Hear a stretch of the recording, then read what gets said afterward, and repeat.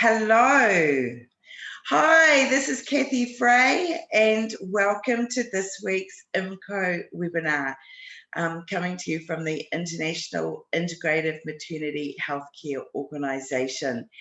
And welcome along. We've got a really special speaker today. We're going outside the square a little bit today, and this is B. Ray. So B, say a big hello. Hi, everybody. I'm just delighted to be here. Thank you for letting me spend my time with you. Yeah, I've met B some time ago, and yeah, she's just got an amazing amount of information and skills that she's going to pass on to us today. And so what I want to do is just firstly a little bit of housekeeping. When you're signing in, if you could, for those that are live, if you could go into the chat, which is at the bottom of your screen, and just let us know whereabouts you are in the world and what your role is as a health professional, or maybe you are an expectant mother. And also, if you have any questions for B during this webinar, there's a box down the bottom with the Q&A box. So just type them in there, and we'll absolutely make sure that we get through those questions today. So I want to, as I say, introduce you to B. And B. Ray has, well, she's pretty much dazzled people. She's been around in the audience for the last 2 decades or so, and she's got a lot of skills to do with entrepreneurship, leadership, women in business. And I know that this is a forum for healthcare providers, particularly birth practitioners, and we are here often talking about maternity health and integrative aspects of that. But there are so many of those soft skills that we as health professionals never really get a great amount of education in. Often there's not even points or anything that you can apply to those soft skills of really dealing with people. And at the end of the day, that's what we're all dealing with all the time. And particularly in maternity, you know, we're dealing with some of the most emotionally charged situations and people. So, you know, we need these skills more than anybody, perhaps sometimes you think. So a little bit more about B. So she is the author of the Barnes & Noble bestseller, What an MBA Taught Me, but my kids made me learn.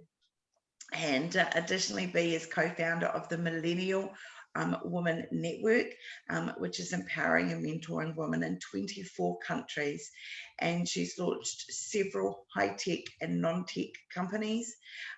B serves as a founder, a mentor, investor, and board member to several companies. She has also served as the executive director of the entrepreneurial nonprofit, The Creative Coast, and was the chair of the Forbes Books Entrepreneurship Practice Group, and holds an MBA with distinction from Harvard Business School, and graduated summa cum laude from Emory University. So, you know, pretty impressive CV here. And today, B lives with her husband and her 3 children in Charleston, which is in South Carolina. So big welcome, B. So neat to have you here. So I'm so excited to be here. Thank you, everybody. And please jump in with questions if you'd like. And Kathy, thanks for that lovely introduction. That's so precious and thoughtful. And it is often the way that we do it, right? We put out on Facebook our best accolades. We put in our bio, those things that were great. And what I actually have done is my favorite introduction to myself, I'm actually going to share with you. And it was a time I was doing a keynote talk to a huge group of people, and I was following Mark Zuckerberg's sister, Randy Zuckerberg. And I thought, oh, like she's really dynamic. And I thought, what do we got to do? And so I came out there and I gave my failure introduction. And it reads something like this. B attempted to lead an innovation center, but was not selected for the final round of interviews. B played a significant role in launching 4 startup companies. One had a successful exit, the others suffered painful, long deaths. B received a 13% on her university biology dissection exam and later flunked German class. B secured no roles through numerous musical auditions. We're excited to welcome B Ray. So I just thought you might appreciate that, because if we're going to spend some time together today learning, sometimes recognizing what we don't know is the best place to learn, thinking of something from a different perspective. And those things are all true for me. Because we're in a group of people who are just really making life so the most important part about life, the beginning, this maternity time, supporting people. I want to tell you what happened when I flunked a German class. So I took a class, I was actually at Harvard, and I flunked the course so badly that the professor kind of tapped me on the shoulder and he said, you don't even need to show up for the exam. If you get 100% on the exam, you will not pass the test. So I was very frustrated. I stomped my foot. I came home and I said, honey, we're moving to Germany. And he was very wonderful. And what happened was on page 491, the one thing I did learn in German class was that on page 491, I was explained that in Germany, you get 6 months maternity leave. So I stomped my foot. I said, honey, if they can't teach me German here, we're moving. My husband was fantastic. He said, if you get a job, we'll go. It was 1999. I was from high tech. It was the high tech bubble. We ended up with 3 job offers, went to Germany, and indeed had a baby. And she is now 20 years old. So what I did learn is the importance of maternity leave and how so many people in Europe do many of these aspects of life very well that the rest of us have been trying to learn from. So long sort of side, but I hope it feels relevant to you. Thank you again, Kathy, for letting me be here. And thank you for mentioning my book. I did publish a book.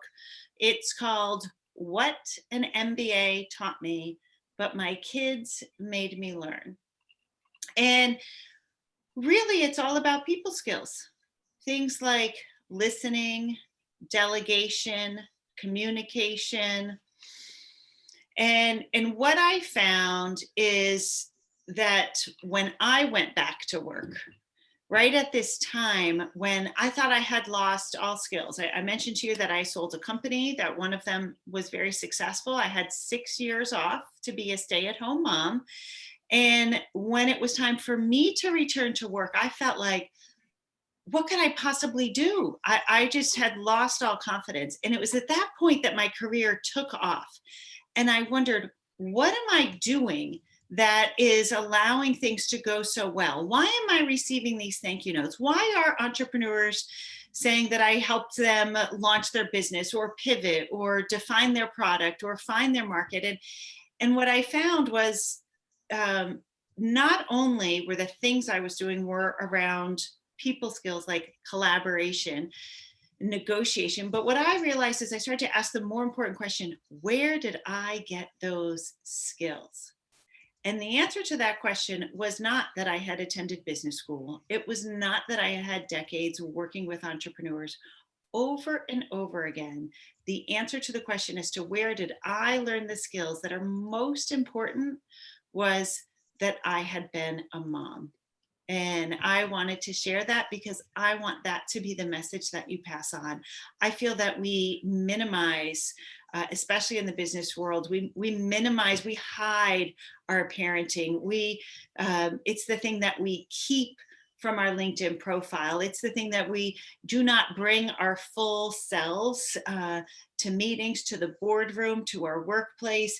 And we don't always give ourselves credit for all of the places we've been. And what I find is that I want more men and women, more working parents to give themselves credit for the work they've done, but it's usually women that belittle their past experiences. And I want to share that parenting for many, and certainly for me, has been my number one business skill set maker. So yeah, thank you. I think you're so on point when you make that comment that, you know, isn't it interesting that, you know, on our LinkedIn profiles or whatnot, we're not really generally mentioning is our children. And on the other side, you know, we'll say that that's the most important people in our lives. And you know, I've seen that within maternity health providers as well, needing from hierarchy, basically, to make sure that their children are not getting in the way of their role as a maternity health professional.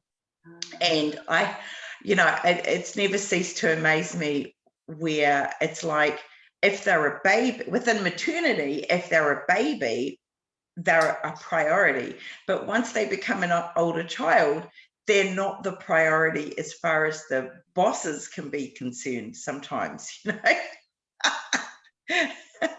And you're like, oh, they were a baby too once, you know, but now they don't matter so much. So there is always that, particularly, you know, when you are a employee, and you know, you have to be so conscious of you know, not putting your family's needs ahead of your work's needs, and it's a horrible balance, isn't it? But there's something crazy within it, with being maternity, that, you know, those children were all babies once too. As we're tell us why. It's great that you point that out, because I'm not one to spend any time, and certainly not much time, on the woe is me and poor us. And so please don't hear my following statements in that way. It is a worthy piece of information that I want us to think about and make sure we don't contribute to it. But studies have shown that there is a daddy bonus and a mommy minus. So if there are two men, and I'm quite certain this is universal, I know it is across many countries. So if there are two men that are hired for roughly the same job, doing as well as each other, the man who discloses that he is a parent will actually get paid more, whereas the man who is either single or does not have children will be paid slightly less. Now, the exact opposite is true with women, is that when there are two women doing the same job, both roughly as well, the mother will be paid slightly less. And so what they're trying to figure out is the why. There are lots of questions, you know, is it that there's this understanding, well, the father has mouths to feed, he must be paid more, he has more responsibility, or there's a perception that he will be more loyal. I'm not sure. And or is there a perception that the mother will run home if there's a fever, take off when there's a day at school, so on and so forth. And I say this again, not to bring in woe is me, the world is so bad, but I want to check myself. Do I do that? I hire people, I engage with people, I am hired, you know. Do I allow myself to be paid less, and or do I make those same mistakes? And do I forget to give people credit for being able to think creatively, for being able to juggle many things at once, for being able to look at rotten situations and make them into something positive and learning filled, and bring a smile. And I'm not saying that there are people on the planet who can't do those things until they become parents. But what I am telling you is, I know I learned those skills from being a mom.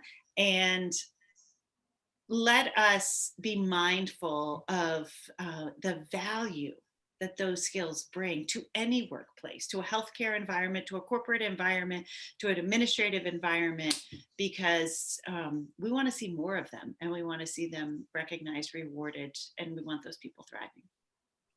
Oh, you just hit the nail on the head there.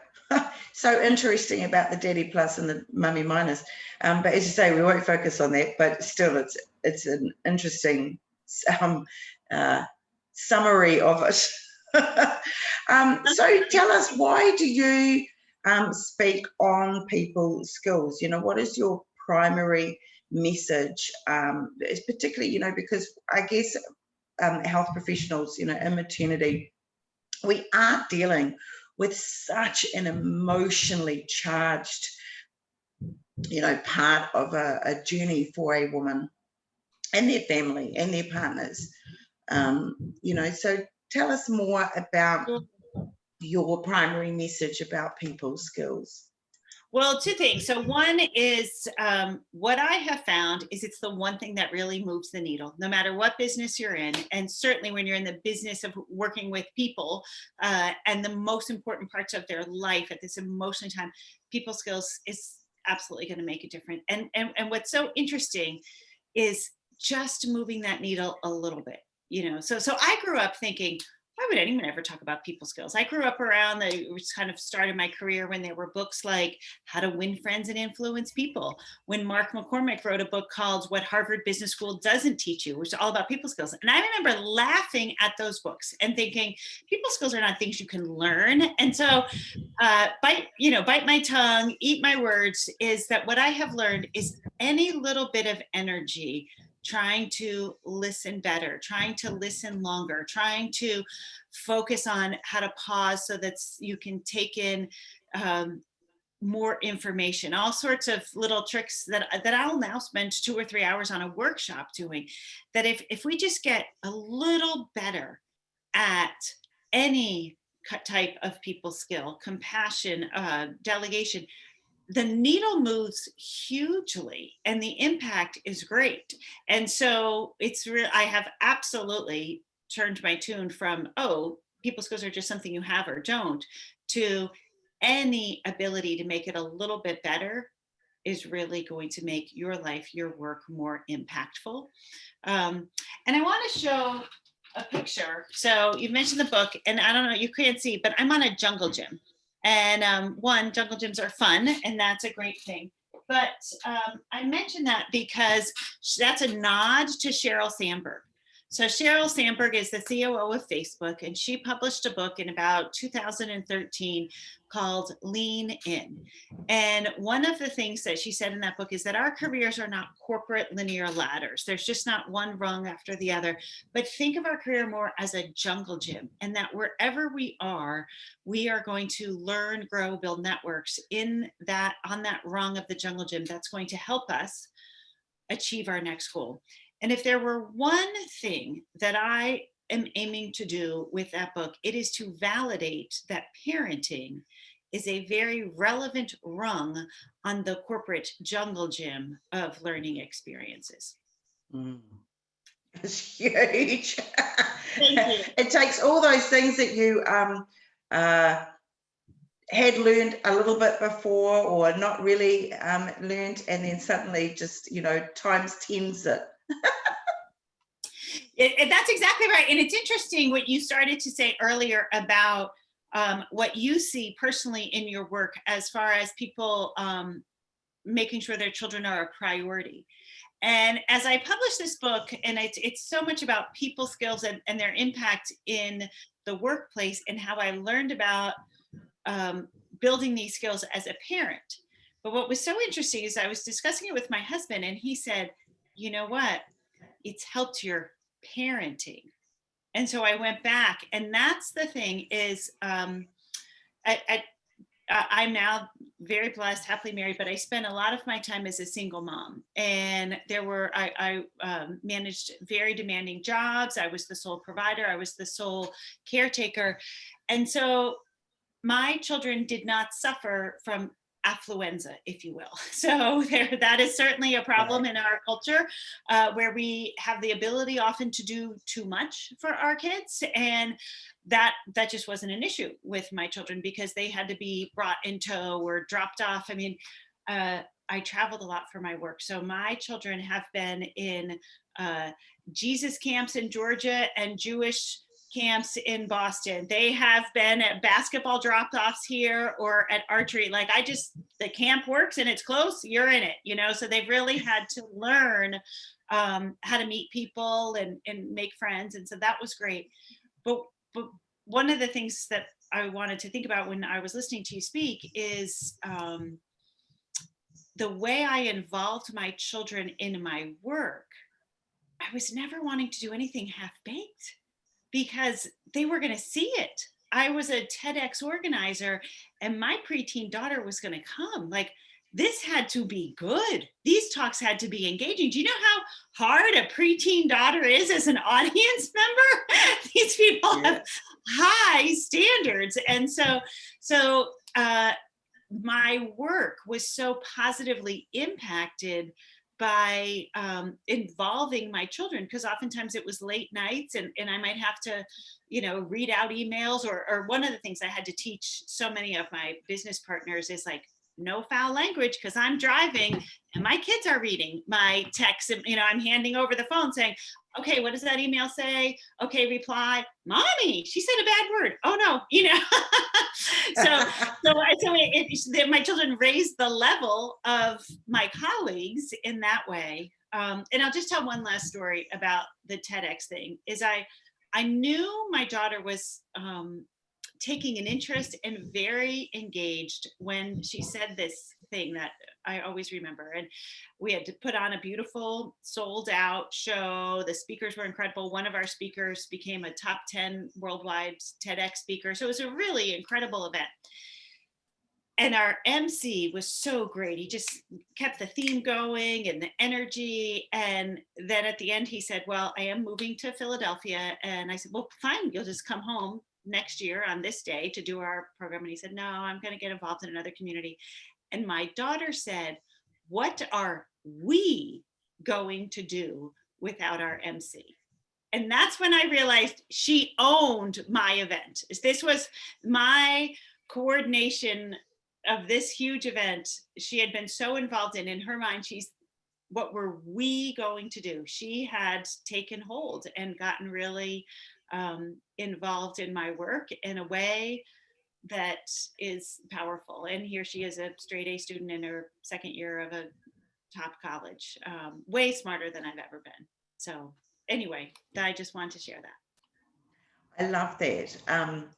The fact that in those practical terms that you involved them, and even though it was, I found myself needing to do the same thing often, and because when you're an on-call midwife, and your kids don't know if you're going to be home for dinner, or you're making dinner, or you're picking them up from ballet or whatever. And so they were very much involved with sort of knowing what I was doing or where I would be, and it's great. I think that sometimes we sort of tend to try to separate. We do try to separate our family life from our work life because of trying to create balance, which is true. But at that same time, if we actually throw our kids into the deep end of helping us be part of that can make it, we learn from them too. Hey, look, I know that in your book you introduce readers to your favorite word. So why don't you tell us all, what that is and why? Sure. So my favorite word is lagniappe. It's a French New Orleans word. It's spelled Lagniappe, lagniappe. I love the sound of it. I love the way it's spelled a little funky, but mostly I love the meaning. And it comes from, as I mentioned, New Orleans, which is at the base of the Mississippi River. And my understanding is when the wheat was coming down from the Midwest, this was their last chance to sell the wheat in New Orleans. And so over here, someone was selling a bushel of wheat for $1, and over here, someone was selling a bushel of wheat for $1. But this person would give you a little more. So you'd get your bushel and then he'd hand you a little more, a little lagniappe, a little lagniappe, a little lagniappe. And so to me, that has just always become my favorite word. And it's something I strive to do in everything I do. You've heard under promise and over deliver, but this is that on steroids. Is bring a surprise, exceed expectations, deliver more than anyone might be expecting. And I have found that is at the core of all people skills, because you're really saying, I care so much about a relationship with you that I'm just going to keep surprising and delighting you in whatever our relationship is, our professional relationship. And so that's it. Let's lagniappe. That's I actually put it in as the bonus chapter, and there's surprises in there. So Yeah, I and try I to think live that it and explain it.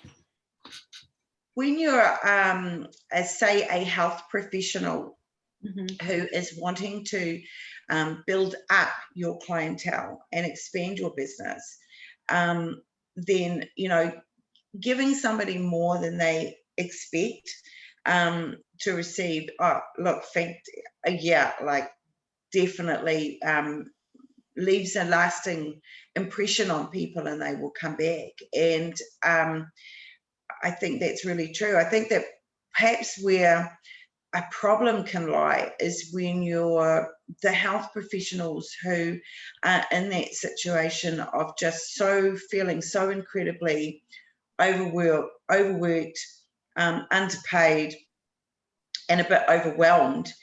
And so it's almost like, I can't give you any extra because I can't even give you what I'm supposed to be giving you, let alone a cherry on top. So maybe that's where it's important that we make sure that we give it back to ourselves sometimes. You know, if you're in that work situation where you're that overworked, underpaid, incredible levels of caseload and workload and responsibility, it's quite because we do have a broad spectrum of watchers here, from some who could be, you know, say for example, a naturopath starting out in business, you know, looking to expand their business, through to those often midwives who are just so incredibly busy.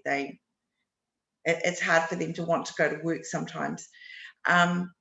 Yeah, so it's quite. That's a good point, and I would love to comment on that in a couple ways, because it is not so three things. One, you said the most important is sometimes we have to give it to ourselves. We have to put our own oxygen mask on. We have to do something for ourselves first, and I'm a huge believer in that. I mentioned to you that at one point I was a single mom. I had a situation where after 18 years I walked away and I had $700,000 of personal debt. So I have certainly had hard days. I actually call this situation my Cindy Lou Who moment. If you've ever seen the movie The Grinch Who Stole Christmas, Cindy Lou is the little child in Whoville, and she's the one who catches Santa Claus shoving the Christmas tree up the chimney. And she says, "Santa, what are you doing?" So she's catching it. Well, to my own story is I was in so much debt, but I was just had blinders on, and I was just chasing down, and I had this beautiful home. I was never going to lose it. I mean, we had my children's fingerprints were hand painted in the tiles of our backsplash in the kitchen. Like this was going to be, you know, we're going to grow old here. And I was 8 months behind on mortgage. And guess what? Mortgage companies don't like that. So that was not going well. And so it was a real point of being completely overwhelmed. And so I did something. And what I did is I rented out our home week by week by week. So each week we lived in the South Carolina coast near an ocean. And so we were able to rent out the home for each week during those 9-10 weeks was worth a whole mortgage payment. And then I went and stayed, you know, my boys remember this as the summer of adventure. You know, we went to Uncle Bill's swim club. We went to the grandparents' beach house. We went to so-and-so's lake house. This was this grand adventure. But that darn whippersnapper daughter was already about 12. And she came in. So when I was renting out our house, sometimes I had to come back to the town, and I stayed in like a dilapidated building. So that would be almost no money. And then I could rent out for the difference, right? So it was a great sense of overwhelm. And I was upstairs hanging the clothes on a line. The refrigerator didn't work. The washer didn't work. The dryer didn't, you get the picture. And she walked in and she said, very much like Cindy Lou Who talking to Santa Claus, Mom, this isn't vacation, is it? This isn't vacation, is it, Mom? So that is my moment, my overwhelm moment. It's my Cindy Lou Who moment. And from that point on, for the next 3 years, I worked 3 full-time jobs. I had to be on speakerphone and mute because I'd be on 2 conference calls at once. I would time emails. So I don't want anyone to do that. I never want to encourage you to work 3 full-time jobs, and I don't want people to feel like they need to. But what I learned during those times were some efficiency tools that have really helped me. Things like taking care of myself. Like I have 2 desks. One has a bicycle underneath it because I like to go to the gym and I like to give myself time, but sometimes I can't fit that into my day, but I want to take care of myself. Sitting is the new smoking, and I'm going to, try to keep active. Another one has like a stepper underneath it. Same idea. I don't have it nearby, but oftentimes I have a little dumbbell, and I'll just be on a conference call, or I'll be, so those are little ways of taking care of myself. While now I know a lot of the people we're talking to are not sitting at a computer all day, but there are support, there are phone calls, there might be opportunities to take them walking and talking. They're always thinking about how to make that investment. And then I learned all sorts of other tricks, like timing my emails, like recording phone calls so that I could transcribe them and send them later, so that I could literally be 2 places at once. And so I don't have a way to specifically know the businesses of people here, but I could imagine if we were trying to do lagniappe, if we were trying to support someone in the healthcare profession, or if we were trying to support an expectant mother, maybe it's an automated encouraging email about how everything's going to go fine. And that's something that you can send out in advance. That's something you can do while you're watching a movie, and it can send out tomorrow. And what I'm telling you is, when I learned these tricks, I don't work 3 full-time jobs anymore, but I use all of the tricks still because they build margin in my life.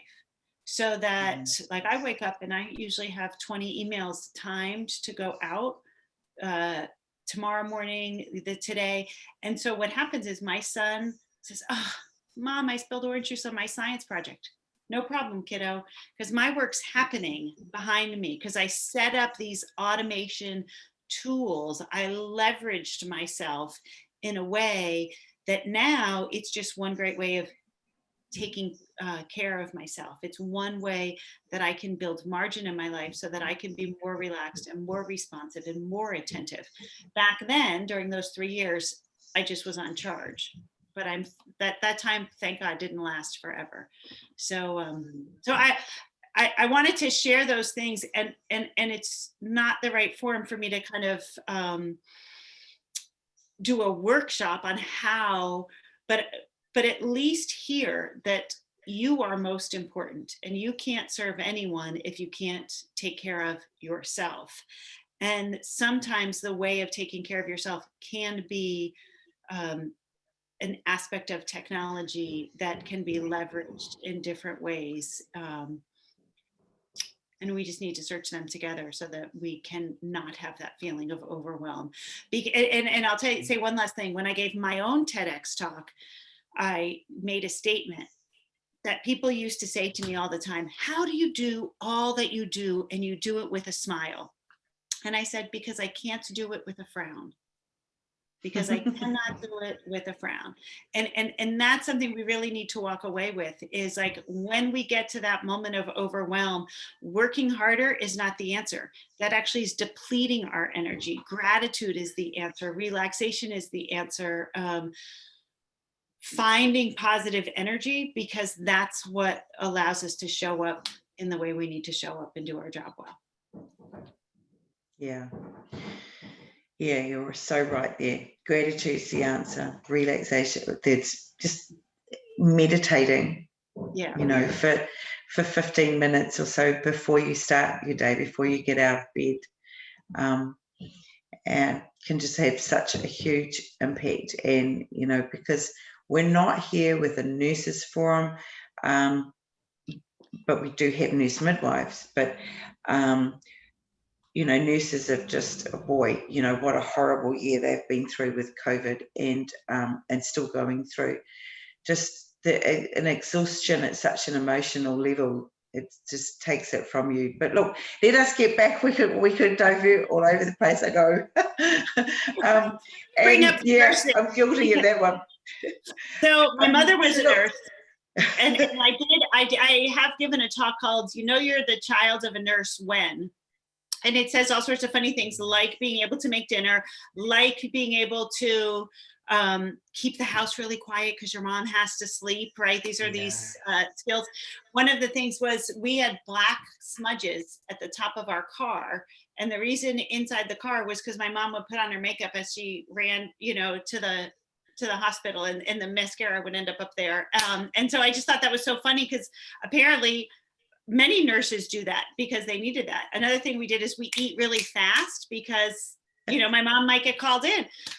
My favorite was the way we had to manipulate holidays is my dad had to keep the house really dark on Christmas morning because my mom might not get off until noon. So we just pretended Santa came at noon, right? You know, and so there were so many ways that my mom had to live as a nurse that helped me to learn to be flexible and make that family environment work when we had all of those outside demands. And then in regard to COVID, because I love children and I have a lot of kid things around, I had a lot of street chalk. And we would go to the hospitals and just write thank you notes to the healthcare workers because we were allowed to be outside. And what was so amazing was that nurses would come outside and join us, because the act of gratitude is really important on the receiver. So some people said, you know, we wrote, "You are our heroes." We made flowers and just all throughout the parking lot. And that we just wanted to bless those healthcare workers. But what I found amazing is some on their way in or their way out would say, "Hey, can I have some chalk?" Because they wanted to enjoy the act of being grateful, because that's the energy giver. And that's a really great example of, these people were worn out and they could have easily jumped in their car and run off. And they said, no, I want to draw a flower too, because I want to make a smile for someone else. So precious. Thank you. Now I want you to tell, please, our audience about your travels to Australia, because that's not because we have quite a lot of Australian in our audience. It's because the story is quite universal, isn't it? It just happens to be Australia. But tell us about those experiences, because it's a cool story. Well, thank you. So I have already explained that I'm not wealthy, but yet my children have had all sorts of wonderful experiences. And what I love about this story is two things. One is, so often we forget to just question what our environment or what we think has to be true. And this was a time, as I mentioned, I was a single mom. I was signing a lease. We'd already lived in this house. It was the right neighborhood. I was simply going in to repay my deposit and sign up for one more year. And what was interesting was the gentleman was rude. He was not answering my question about the fireplace or just different issues that I was having. And one, those are really not good people skills. So that was not very helpful. He was taking me for granted. But the lesson for me was that I questioned. And I think some of our best moments in life come when we don't assume how things have to be. We don't fall into someone else's pattern. And some light bulb went off, and I thought to myself, how much money do you not want? And then that just opened up all sorts of thoughts and ideas. And I thought, wow, what if I don't pay rent? What if I don't pay rent for months at a time, like 4 months? what if I don't pay rent? Then I don't have to pay electricity. Then I don't have to pay the cable bill. And my mind just started racing. And I left that meeting not leaving my deposit. I just picked up my deposit check and I picked up my little contract and I thought, I'll come back tomorrow when I'm thinking straight. But I never went back. I never went back. I went home. I started talking to the kids. I realized that if I didn't pay rent for these 4 months, I would have $12,000. And then I started asking, well, what can a girl do with $12,000? And what ended up happening is my children, now they were preteen, so they were strong and could think for themselves. And they moved me out of our home. They got rid of all sorts of Legos and kid things that they didn't need anymore. And they put things into storage. And I, with some frequent flyer miles and that money, we bought tickets and we went to Australia for 3 months because you can be on a tourist visa for 89 days.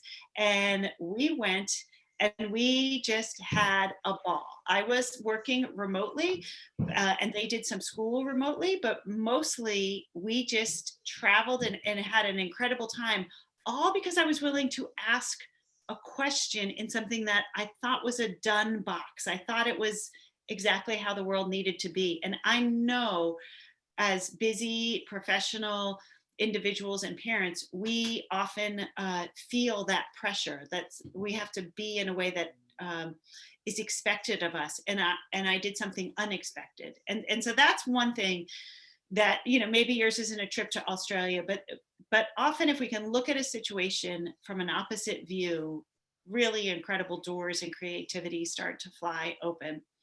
The second reason I love that story is this was at a time when I was really worn out. I had just been running a nonprofit. We'd literally done 6 years worth of work in 3. I was ready for like a break. And I thought, we'll go to Australia. I'll sit on the beach at Bondi for 3 months and this will be fine. And my daughter shows up with a list and she has 32 cliff jumps, hikes, waterfalls, national parks that she has mapped out for us to go to. And I thought, there's no way I can plan this. Well, she was 15. And I said, here you go. Here's the budget. Here's my Airbnb account. And she went around and planned. So this is my lesson in delegation. She had some boundaries. She knew I couldn't drive more than 6 hours in a day. So she had to map everything around. And she planned every single one. She sent all the emails. Every time we showed up to an Airbnb, someone would walk right up to me to hand me the keys and say, Savannah, great to meet you. And I said, no, that's the 15-year-old. She's the one who did all of the planning. And so I just love it. I love that, delegation really works when there are boundaries and motivated people. And she was motivated. And we went to every one of those 32 destinations she had hoped for. So it's such a neat story. And again, it's about us. There's that lesson coming through of delegating as well. And, so I love the concept of giving something extra and unexpected to your clients. But also looking after ourselves is just reminding us that, we don't have to segregate our children out of, of our work. And I know that I very much, I think you and I are on the same page in a lot of ways, and there's loads of times that our kids would relate to the sort of stories you're saying, where I would throw work at them that, others might say, gosh, why are you getting your kids to do that? But actually that makes them so capable. It's interesting. A serious level of responsibility. They just do, so I would look at them as my helpers rather than the people I had to separate out from what I do. Now, it's really interesting you say that, because I remember one day I was signing up a child for soccer and I'm typing in the name and the age and their address. And I look over in the corner and that same child is playing a video game. Now I've got a job or 2 or 3 to do cooking.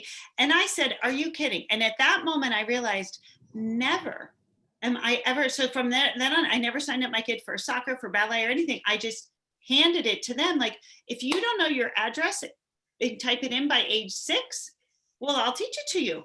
But you don't need me to be typing that in for you. But yet we live in a society that doesn't want us to do that. So even today, my 15-year-old came home today from the dentist, because I'm in Charleston, so we're at the end of our day. And he unfortunately has a cavity, and he said, Mom, you need to make an appointment. And he knows I don't make my appointments. He makes it. He has the calendar. He knows when I work. He knows when he's in school. But the woman at the dental office just assumed the mother would make the appointment. But I always say, if you want me to get you to your basketball games, you put them into my calendar. You look at it. And my kids have not shown up to basketball because they didn't put it into my calendar. But there's so many jobs that we do for our children that they could do for themselves. And the thing that I found is not just that that's the time where I'm not spending registering for soccer or putting their sports stuff in my calendar. What I love is how much they appreciate me when they take the time to order their own clothes online, or go ride their bike to the grocery store to get the thing that they need for the science project, or whatever little tiny job that I might have done for them. It's just something behind a curtain if I do it, and they don't know how to appreciate it. But when they do it, and oftentimes they only do half of it or 25% of it because I might be needed or my credit card might be needed, they really appreciate it. And I think, again, gratitude matters. And so I'm a fan of delegation and finding delegation that works. And we need to understand that that's not common in the society. My daughter was nearly like shunned from her ballet group because she organized the carpool. But I thought it was crazy. Why can't you organize the carpool? You have a phone and calendars, and so put the girls. But the other girls, they didn't want to have to do that for their moms, and so it was a little. Yeah, and we are just really hindering the launching of our own kids, and the society is absolutely rampant with it. It's a complete pet peeve of mine, and we're so on the same page on that one. And I just had a situation recently where our 19 and 21-year-old were going flatting together, and I wanted to completely leave them to that. You know, like, you guys go find your flats and do your interviews and fill out your forms, and you're 19 and 21, you're adults, you know. And I went flatting at 16, 17. So, you know, I wasn't gonna, I didn't want to be that hovering mother. And you know, it got down the track and I realized they were never going to get anything over the line. And it wasn't because they're not going to make good tenants. It was because everybody looked at them and went, oh, 19-year-old and 21-year-old. Yeah, nah, we're not going to give you as tenants. Even though, you know, they make fantastic tenants. So regrettably, I found myself having to get involved and come in as and I just put in this absolute BS role of, you know, oh yes, you know, I'm here helping the kids get their flat, and yes, we'll endorse it, and blah blah blah. And I just swooned the real estate agents or the property managers, and so they could get it over the line. But boy, I was annoyed for them, not at them, for them, because I mean, how ridiculous is it when, you know, you're 21 and you can't get a flat because you're perceived as young and irresponsible. Anyway, different topic. So we've got a question there that from Jill, I think it is, coming in. Yeah, she's interested in your exercise snacking, and anything else that you might want to throw in there of comments. That you made a few great ideas. Yeah, bicycle under the desk, I love that. Of moving rather than us sitting at the computer. And yeah, so any other hints and tips on that one you want to throw in? Well, I'll tell you a story that is COVID related. Is I do spend a lot of my day on the phone. And so I don't think this relates to everyone here, but if there are relationship building that maybe you need to do, and I need to reach out to certain kinds of people, like a publicist or someone in a bookshop that I want to hold the book or what have you. And I did something in the worst part of the lockdown last spring, and I didn't invite people to be on the phone with me. I invited them to go for a walk with me. And it was really refreshing. So what I said is, I want to talk to you. I'm going to tape record the call because we're going to have a lot of things that we're going to talk about that we might do together. And then I don't want you to be locked to your desk to take notes. And then I'm going to upload. I use a system. There's one called Rev. There's another system called Temi. And I'm going to upload my MP3 file because you're a busy person. You don't have time to re-listen to a 45-minute phone call, nor do I. But I'll send you back the transcript of the phone call so you can take notes, cut and paste, what have you. And so, and what I'm going to do with that is I'm going to go for a walk over a beautiful bridge in Charleston, and I'm going to enjoy myself outside. And I hope you will do the same in Atlanta or in Florida or wherever you are when I'm calling you. And it was so amazing because people who wouldn't have otherwise said yes to taking time to meet with me did, because they wanted this exercise snacking too, so to speak. They wanted to get outside. And so many people use that phrase with me. They said, thank you for freeing me from my desk. And I offer that because I think that there are ways we can continue to do similar things. Yes, The world told us to Zoom. The world, and we are on Zoom now because it's the right thing for this meeting, but it doesn't mean it's the right thing for every get together. So yes, and one of our audience here, Jill, makes a comment that yes, she uses that tool and calls it the walk and talk. I love it. That's yeah. And it's great. I love that. Now, I'm just I have my own little list here of things that I wanted us to make sure we covered off. I think we've sort of talked quite a bit about working parents, which is great. But I guess because we're all about out of time here, so what is perhaps the most important areas of listening you feel people should be hearing, or anything that you would like to close this with, anything that we haven't really covered off? I mean, I know there's just so much, but if we relate that back to our healthcare workers. I feel like I hit a nerve with the overwhelm. So I want to give sort of my best tool there. And right. And what I would like to do is, I have like a workbook, and I can even send you these pictures, but basically draw a circle. And one of the things we often do is we draw a circle like a pie chart of all of our responsibilities. We make dinner, we work, we recruit new clients, we show up, we're on call, all of these things that we have to do. And that's a fine thing. And unfortunately, then we think, how do we make our circle bigger? How do we make it bigger? And how do I stretch it? And we always ask that question. Well, that question is not very helpful because none of us get to do that. And what we end up doing is that pie chart starts to feel like a roulette wheel, and it's just spinning, and we're spinning out of control. And wherever the darn marble lands, that's where we spend our time. And then we usually look over and think, oh, I should have spent it over there. So as much as that can be useful to see where am I spending my time, I want you to move from what I call the roulette wheel to the bullseye wheel, the same circle, the same size. And instead of thinking about it as a pie chart, think of in the center, it's concentric circles, but in the center is what's most important. And in our lives, that's our own health. That might be our own families. That might be this balance. In our work, we got to pay the bills. You know, when I work with a lot of startups, it's cash flow. But what I have found with CEOs and entrepreneurs, startup companies, is that if they know what is the one or two most important things, usually those things take about 25 to 30 hours a week, not 50 hours a week. And then you can still have your outer concentric circles.